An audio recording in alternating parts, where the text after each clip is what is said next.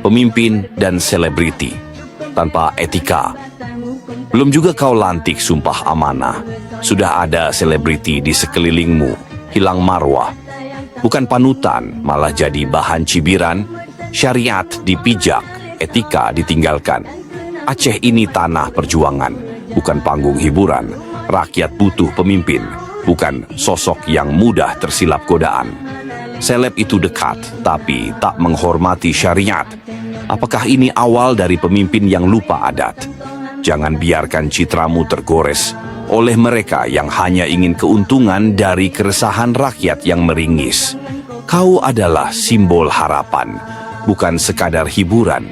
Jangan biarkan nama besar perjuangan jadi bahan tertawaan. Pilihlah dengan bijak siapa yang di sisimu. Jangan sampai rakyatmu bertanya, apakah ini pemimpin yang ditunggu?